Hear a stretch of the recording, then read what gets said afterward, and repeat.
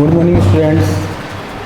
हम lesson first पढ़ रहे थे, उसका नाम था फूड एंड ह्यूमन हेल्थ। उसके बारे में हमने विटामिन से होने वाली डिजीज़ पढ़ ली थी और मिनरल्स हमारे लिए कितने इंपॉर्टेंट्स है, उनके क्या फंक्शन है, वो सारे हमने पढ़ लिया था।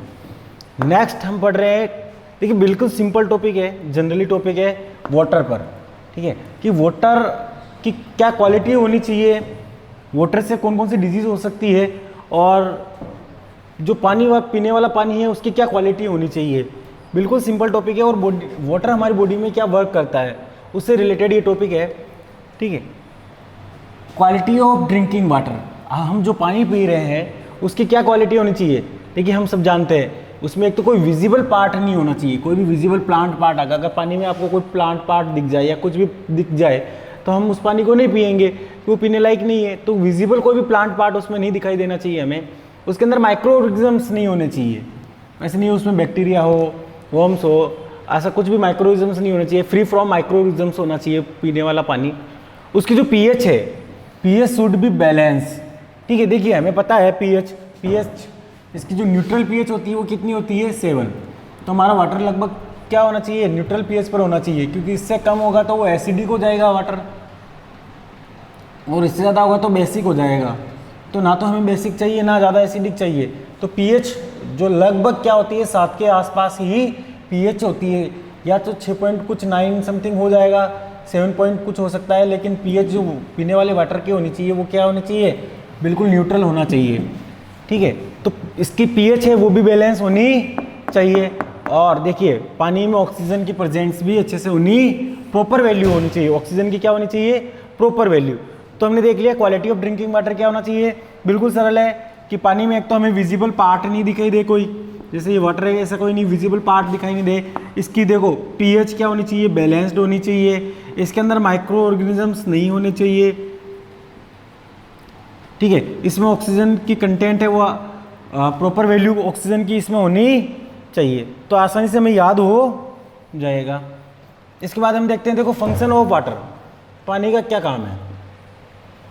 देखिए हमारी बॉडी में वाटर बहुत ज़्यादा फंक्शन करता है। ठीक है, जितनी भी हमारी बॉडी में मेटाबॉलिक रिएक्शंस होती है, मेटाबॉलिक रिएक्शंस का मतलब है हमारी बॉडी में जो भी रिएक्शंस हो रही है वो सारी क्या होती है, मेटाबॉलिक रिएक्शंस होती है। उन सारी रिएक्शंस को क्या बोलते हैं हम, मेटाबॉलिक रिएक्शंस बोलते हैं। अब हमारी बॉडी में जो भी रिएक्शंस हो रही है, जो भी केमिकल रिएक्शंस हो रहे हैं, जो भी बॉडी फंक्शन कर रही है, वो जो रिएक्शंस होती है वो वाटर के हेल्प के बगैर नहीं हो सकती। तो वाटर इन सभी मेटाबॉलिक एक्टिविटीज़ को परफॉर्म करने के लिए बहुत ही ज़्यादा हेल्पफुल होता है। देखो एक तो वाटर मेटाबॉलिक एक्टिविटी के लिए कंपलसरी है। दूसरा क्या है, एक्सक्रिएट पॉइजनस वेस्ट, जो हमारी बॉडी में पॉइजनस वेस्ट बनते हैं उनको भी वो वाटर क्या करता है, अपने साथ बाहर बॉडी से बाहर निकाल देता है। Make body free from disease, water हमें डिजीज़ से दूर रखता है, बॉडी में आसानी से बीमारी नहीं होने देता है, हमें हेल्दी रखता है, एनर्जेटिक रखता है। देखो हेल्दी रखेगा, एनर्जेटिक रखेगा, बॉडी टेम्परेचर को मेंटेन करके रखता है। देखो हमें जो स्वेट होता है, पसीना आता है, ठीक है, गर्मियों में, जिससे क्या होता है हमारी बॉडी कूल हो जाती है। इस तरह ये क्या करता है, हमारी बॉडी के बॉडी टेम्परेचर को मेंटेन करके रखता है। हमारी बॉडी की इम्यूनिटी पावर को बढ़ाता है। इम्यूनिटी पावर क्या होती है, रोगों से लड़ने की क्षमता, the capability of the fighting against disease. जो ये कैपेबिलिटी आती है हमारे अंदर, रोगों से लड़ने की जो कैपेबिलिटी आती है वो भी किसकी वजह से आती है, वाटर की वजह से। मतलब ये इसमें हेल्पफुल करता है, हेल्प करता है इम्यूनिटी के लिए। अनवांटेड फैट जमा नहीं होने देता हमारी बॉडी में, फैट को स्टोर नहीं होने देगा। ठीक है, बहुत बॉडी में ऐसी बहुत कम चांसेस हो जाएंगे कि वो फैट जमा हो जाए। वाटर प्रिवेंट, अब बहुत सारे ये इन्फेक्शन से भी हमें बचाता है, जैसे लंग्स का इन्फेक्शन है, ठीक है, किडनी का इन्फेक्शन है, या इंटेस्टाइनल प्रॉब्लम है, इन सबसे हमें क्या कौन बचाता है, वाटर। तो देखिए वाटर बहुत इंपॉर्टेंट रोल प्ले करता है हमारी बॉडी के अंदर।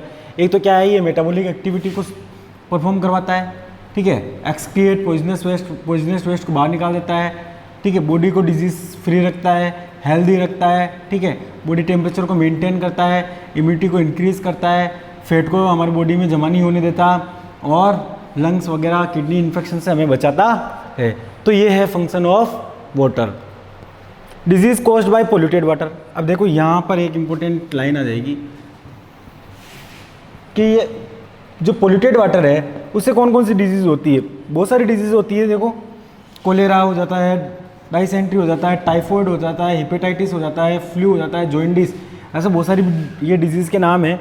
तो ये बहुत सारी डिजीज़ हो सकती है, कोलेरा हो सकता है, डाइसेंट्री हो सकता है, टाइफाइड है, हेपेटाइटिस है, फ्लू है, जॉइंडिस है, ये सब पोल्यूटेड वाटर से होती है। और एक जो मेन एक डिजीज़ का नाम आपको याद रखना है वो है ड्रैकुनोलोसिस। ठीक है, ये ड्रैकुनोलोसिस जो बीमारी है वो किसकी वजह से फैलती है? एक वॉर्म है। ठीक है, इस वॉर्म का नाम क्या है? ड्रैकुनोलोसिस मेडिनेसिस। ड्रैकुनोलोसिस और मेडिनेसिस, ये इसका नाम है। देखो ये बीमारी का नाम है, ठीक है, और ये बीमारी फैलाने वाले वॉर्म का नाम है। तो ये इंपॉर्टेंट हमें याद रखना है। ठीक है, जनरली एग्जाम में नहीं पूछेंगे कि वाटर क्या फंक्शन करता है। ठीक है, इससे हो सकता है ये डिजीज़ पूछ ली जाए। ठीक है, कि डिजीज़ कौन कौन सी होती है, तो ये डिजीज़ के नाम आपको याद रखने हैं। ठीक है, cholera, dysentery, typhoid, hepatitis, flu, jaundice. और एक ये मेन जो राजस्थान में सबसे बड़ी प्रॉब्लम थी, ये इस बीमारी का नाम क्या है? ड्रैकुनोलोसिस। और ये किससे फैलती है? ड्रैकुनोलोसिस मेडिनेसिस, एक वॉर्म है, एक कीड़ा है, उससे ये फैलती है। और ये एक पीपल से दूसरे पीपल में फैल जाती है। अगर हम ये कंटामिनेट वाटर अगर हम पी लेंगे, ठीक है, उस पानी में अगर ये वॉर्म प्रेजेंट है तो वो बीमारी हमें हो जाएंगे, फिर वो आगे फैलती जाएगी। अब अगर हमें इस पानी वाली बीमारी से बचना है तो क्या करना पड़ेगा? सीधी सी पानी है, हमें अच्छा पानी, शुद्ध पानी पीना पड़ेगा। पानी को फिल्टर करके पीना पड़ेगा। पानी कैसे होना चाहिए? फिल्टर करा हुआ होना चाहिए, बॉइल्ड होना चाहिए। पानी को उबाल कर पियो, उसको फिर ठंडा कर लो, पानी को उबाल कर ठंडा करके पीना चाहिए। ठीक है, और हमें क्या होना चाहिए? देखो गाँव में जो तालाब वगैरह होते हैं उनमें नहाना नहीं चाहिए, उनमें कपड़े नहीं धोने चाहिए। बाथिंग और वॉशिंग रिवर में नहीं होना चाहिए। अगर पानी में ही नहाएंगे और कपड़े धोएंगे तो वो उसमें बीमारी फैलने के चांसेस बहुत ज़्यादा हो जाते हैं। और जो वाटर रिजर्वियर है, जैसे तालाब है, बावड़ी है, कुएँ हैं, वो एकदम क्लीन होने चाहिए। कैसे होने चाहिए? क्लीन। जैसे हमारे घर में भी अगर वो टैंक बना हुआ है तो वो भी एकदम क्लीन होना चाहिए। तो ये बिल्कुल सरल टॉपिक था, एक वाटर से रिलेटेड टॉपिक था कि क्वालिटी क्या होनी चाहिए ड्रिंकिंग वाटर की। कि यही है कि उसमें विजिबल प्लांट पार्ट कुछ भी नहीं दिखाई दे हमें, उसमें माइक्रोइज्म्स ना हो, उसकी पीएच मेंटेन हो और उसके में प्रॉपर वैल्यू ऑक्सीजन की प्रेजेंट हो। और फंक्शन क्या हो गए वाटर के कि उसकी मेटाबॉलिक एक्टिविटी हमें हमारी बॉडी में परफॉर्म करता है, हमारी बॉडी से पॉइजनस वेस्ट को बाहर निकाल देता है, हमें डिजीज से फ्री रखता है, हमारी बॉडी को हेल्दी एंड एनर्जेटिक रखता है, बॉडी टेम्परेचर को मेंटेन करके रखता है, इम्यूनिटी पावर को बढ़ाता है। ठीक है, हमारी बॉडी में फैट जमा नहीं होने देता है, हमारे लंग्स इन्फेक्शन है या किडनी इन्फेक्शन है या इंटेस्टाइन इन्फेक्शन है, उन सब से हमें दूर रखता है। और इसके ना डिजीज़ देख लो आगे कि बहुत सारी डिजीज़ होती है, वैसे कोलेरा है, डाइसेंट्री है, टाइफॉइड है, हेपेटाइटिस है, फ्लू है, जॉइंडिस है। और इसमें एक मेन डिजीज़ का नाम याद रखना है आपको, ड्रैकुनोलोसिस। और ये कौन से वॉर्म से होता है? ड्रैकुनोलोसिस मेडिनेसिस। ठीक है, ये कंटामिनेट वाटर पीने की वजह से हो जाता है। अगर हमें क्या करना है, अगर बीमारियों से बचना है तो हमें पानी क्या करना पड़ेगा? अच्छे से फिल्टर करना है। ठीक है, और पानी को उबाल के ठंडा करके पीना है, और नदियों में नहाना नहीं चाहिए। ठीक है, और हमारे जो वाटर रिजर्वियर है उन सबको क्लीन रखना चाहिए। ये तो हो गया एक वाटर से रिलेटेड टॉपिक। अब आगे बात करते हैं हम ओबेसिटी। ओबेसिटी का मतलब होता है मोटापा। क्या होता है? मोटापा। तो ओबेसिटी किसको कहते हैं? मोटापा। तो मोटापा क्या है? ठीक है, मोटापा है क्या? अगर हमारी बॉडी में बहुत ज़्यादा मात्रा में फैट स्टोर हो जाए, क्या हो जाए? फैट। अगर हमारी बॉडी में बहुत ज़्यादा फैट स्टोर होने लग जाएगी तो हम क्या हो जाएंगे? मोटे हो जाएंगे। और उस कंडीशन को क्या बोलते हैं? ओबेसिटी। देखो, obesity is a condition when maximum fat is stored in the body which give bad effect on the health. अगर बहुत ज़्यादा मात्रा में हमारी बॉडी में फैट इकट्ठा होने लग जाए तो उस कंडीशन को क्या बोलते हैं? ओबेसिटी। ठीक है, अब देखो ओबेसिटी को मेजर करने का एक तरीका है, उसको बोलते हैं बॉडी मास इंडेक्स, BMI। क्या बोलते हैं उसको? BMI, body mass index. ये क्या है? ठीक है, बॉडी मास इंडेक्स क्या शो करता है? हमारे मोटापा, हम मोटे हैं या नहीं है। इसका कैसे पता चलेगा कि मैं मोटा हूँ या नहीं हूँ? ठीक है, उसको मेजर करने का एक तरीका है, उस तरीके को क्या बोलते हैं? Body mass index. उसका शॉर्ट फॉर्म क्या है? BMI। क्या है? BMI। ये किसका रेशो है? ये रेशो है उसका वेट और उसकी हाइट का। उसका वेट, जैसे उसका 80 किलो वेट है तो 80 किलो वेट है, उसकी जो हाइट है वो मीटर में लेंगे। ठीक है, उसकी जो कितनी हाइट है वो मीटर में लेके मीटर स्क्वायर करेंगे। क्या करेंगे? जैसे उसकी हाइट कह देते हैं, सपोज करो 3 मीटर है तो 3 मीटर स्क्वायर ऐसा करेंगे। ठीक है, इससे हमारे क्या हो जाएगा? बॉडी मास इंडेक्स आ जाएगा। अगर देखो BMI जो वैल्यू आती है, ठीक है, वेट और हाइट की जो रेशो है वो अगर 25 से 30 के बीच में आता है, देखो वेट है तो हम केजी में ले रहे हैं और हाइट है तो हम उसको मीटर स्क्वायर में ले रहे हैं, ठीक है। अगर ये रेशो BMI का रेशो जो 25 से अगर 30 के बीच में आ रहा है, 25 to 30 के बीच में आ रहा है, तो हम अभी मोटे नहीं हैं, अभी तो हम प्री ओबिसिटी स्टेज में हैं, ठीक है ना। अगर ये BMI रेशो है वो अगर 30 kg से ऊपर जा रहा है, ठीक है, 30 से ऊपर जा रहा है, 30 kg पर मीटर स्क्वायर, तो हम क्या है अब वो कंडीशन क्या कहलाएगी, हमारे ओबिसिटी स्टेज कहलाएगी। तो बॉडी मास ओबिसिटी क्या हो गई, हमारी बॉडी में अगर एक्सेस मात्रा में फैट स्टोर हो जाएगा तो उसको हम क्या बोलते हैं, ओबिसिटी। और बॉडी मास इंडेक्स क्या करता है, ओबिसिटी को मेजर करने का एक तरीका है, उसको बोलते हैं बॉडी मास इंडेक्स। ये इसमें होता है क्या है, इसमें एक रेशियो होता है किसका, वेट और हाइट का, ठीक है। अगर इसकी जो वैल्यू आती है अगर 25 से 30 के बीच में आती है तो हम प्री ओबिसिटी स्टेज में हैं, अभी मोटे नहीं हैं, ठीक है, मोटे होने की कंडीशन में हैं। और अगर वो 30 kg से ऊपर है, ठीक है, तो वो कौन सी स्टेज कहलाएगी, ओबिसिटी स्टेज कहलाएगी। अब रीज़न ऑफ ओबिसिटी, भाई ओबिसिटी मोटापा आता क्यों है, हम सब जानते हैं क्यों मोटे होते हैं हम, ठीक है, ज़्यादा फैटी वाला फूड खाएंगे, जंक फूड खाएंगे, ठीक है, बर्गर पिज़्ज़ा ये सब खाओगे, आप एक्सरसाइज ही नहीं करते हो, बिल्कुल निठल्ले बैठे हो, ठीक है, हाइपोथायराइडिज्म, थायराइड ग्लैंड्स के बढ़ जाने से, सेडेंट्री लाइफ स्टाइल, बिल्कुल रुकी हुई लाइफ स्टाइल है, कुछ नहीं है, पड़े रहते हो बिस्तरों में, ठीक है, कोई हार्डवर्क नहीं है, बिल्कुल नहीं है, तो मोटापा आने की बहुत चांसेस हो जाते हैं। फिजिकल वर्क बिल्कुल भी नहीं करते हो, ठीक है, तो उसकी वजह से क्या होता है, हमारी बॉडी में एक्सेस मात्रा में फैट स्टोर हो जाता है और उस कंडीशन से क्या हो जाती है, ओबिसिटी हो जाती है, ठीक है। आई थिंक ये समझ में आ गया होगा। It's a very simple topic. Thank you.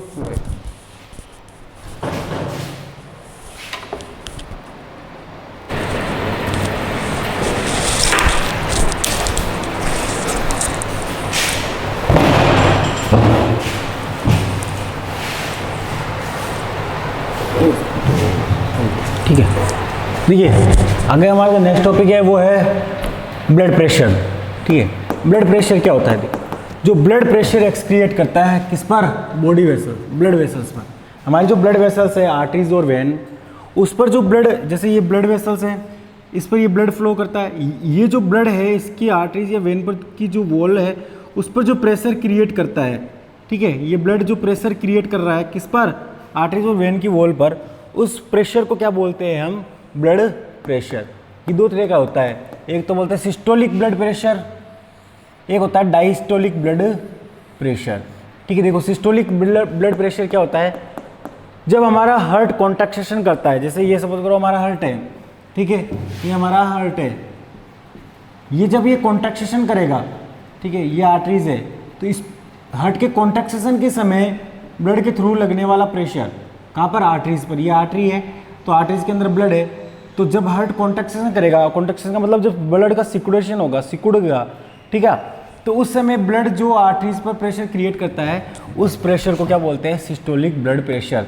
और जब हार्ट रिलैक्स पोजीशन में आ जाता है, जैसे ये कॉन्ट्रैक्शन हुआ फिर ये वापस रिलैक्स पोजीशन में आ गया, तो रिलैक्स पोजीशन में उस समय जो आर्टरीज पर ब्लड प्रेशर क्रिएट करता है, ठीक है, उस प्रेशर को क्या बोलते हैं, डायस्टोलिक ब्लड प्रेशर। देखो सिस्टोलिक तो जब हार्ट कॉन्ट्रैक्शन के समय जो प्रेशर क्रिएट होगा कहाँ पर, आर्टरीज पर, उसको क्या बोलेंगे, सिस्टोलिक। और डायस्टोलिक में क्या हो जाएगा, जब हार्ट वापस रिलैक्स पोजीशन में आ जाएगा और उस समय जो ब्लड आर्टरीज की वॉल पर प्रेशर क्रिएट करेगा उसको क्या बोलते हैं, डायस्टोलिक प्रेशर। इसकी जो वैल्यू होती है वो क्या होती है, देखो 120 से 80 mmHg, ये इसकी यूनिट है। मतलब हाई ब्लड प्रेशर कितना हो सकता है, 120 तक, ठीक है, और लो प्रेशर कितना है, 80 तक। इसको ये स्टैंडर्ड वैल्यू मानी जाती है, ठीक है। आगे क्या है, इक्विपमेंट, भाई ये ब्लड प्रेशर किससे मेज़र करते हैं, ठीक है, तो ये इंपॉर्टेंट नाम आपको याद रखना है कि ब्लड प्रेशर किससे मेज़र किया जाता है। आप डॉक्टर के पास जाते हैं, वो यहाँ पर हार्ट पर बांधता है, वो जो मीटर होता है उसके पास, ठीक है, उस इक्विपमेंट का नाम क्या है, उसका नाम है स्फेग्नोमेनोमीटर। क्या है, स्फेग्नोमेनोमीटर, याद रखना ये स्फेग्नोमेनोमीटर, इक्विपमेंट का नाम क्या है, स्फेग्नोमेनोमीटर, ठीक है। अब देखो सबसे पहले ब्लड प्रेशर किसने मेजर किया था, स्टीफन हेल्स ने। किसने, स्टीफन हेल्स ने। कब किया था, 1733 में। और किसका किया था, हॉर्स का। किसका किया था, हॉर्स का। घोड़ों का सबसे पहले ब्लड प्रेशर मेजर किया था स्टीफन हेल्स ने। कब किया था, 1733 में, ठीक है। अब ब्लड प्रेशर को डिफाइन करने वाला कौन था? कोपलेन। कौन था? कोपलेन ने डिफाइन किया था ब्लड प्रेशर को। कब किया था? 1983 को इसने ब्लड प्रेशर को डिफाइन किया था। आगे बात आती है, देखो लो ब्लड प्रेशर और high blood pressure. Low blood pressure क्या होता है और हाई ब्लड प्रेशर क्या होता है? It is when the blood pressure in arteries and veins is abnormally low. देखो लो ब्लड प्रेशर नाम से पता चल रहा है प्रेशर, इसका मतलब क्या है? जो ये आर्टरीज पर ये ब्लड जो प्रेशर डालता है वो बहुत ही कम है। क्या है? बहुत ही कम। ठीक है, तो अगर ये प्रेशर बहुत कम है तो इस कंडीशन को क्या बोलते हैं? Low blood pressure. देखो अगर प्रेशर कम होगा तो सीधी सी बात है, ऑक्सीजन, ये जो ऑक्सीजन युक्त ब्लड है, ऑक्सीजनेटेड ब्लड है, ये हमारे ऑर्गन तक नहीं पहुंच पाएगा, सारे ऑर्गन्स तक नहीं पहुंच पाएगा क्योंकि प्रेशर कम है। अगर प्रेशर कम होगा तो हमारी बॉडी तक ये क्या होगा? पूरी बॉडी के ऑर्गन्स तक ये ब्लड नहीं पहुंच पाएगा। उसकी वजह से क्या होगा? ये ऑर्गन जो होते हैं वो फेल हो जाते हैं, वर्क करना फेल हो जाएंगे। देखो अगर ये ब्लड प्रेशर बहुत ही कम हो जाए, एक्सट्रीमली लो हो जाए, तो क्या होगा? The oxygen and the nourishment food, ठीक है ना, जो न्यूट्रिएंट्स है जो ब्लड में डिजोल्व है, ठीक है, मिक्स है, वो हमारे इंपॉर्टेंट ऑर्गन तक नहीं पहुंच पाएगा। जैसे हार्ट तक नहीं पहुंच पाएगा, ब्रेन, किडनी, इन तक ये नहीं पहुंच पाएगा और ये वर्क करना बंद कर देंगे, ये डैमेज हो जाएंगे। तो लो ब्लड प्रेशर नाम से पता चल रहा है, इसका मतलब क्या होगा? भैया जो ब्लड है, ऑक्सीजनेटेड ब्लड है, वो आर्टरीज पर प्रेशर कम क्रिएट कर रहा है। इसका मतलब क्या? हार्ट बराबर कॉन्ट्रैक्शन नहीं कर रहा है। इसकी वजह से क्या हो रहा है कि ब्लड का प्रेशर बराबर नहीं आ रहा है।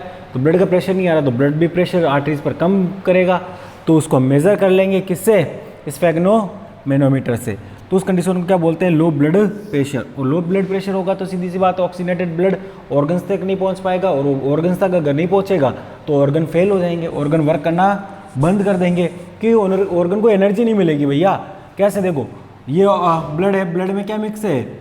ऑक्सीजन, ठीक है।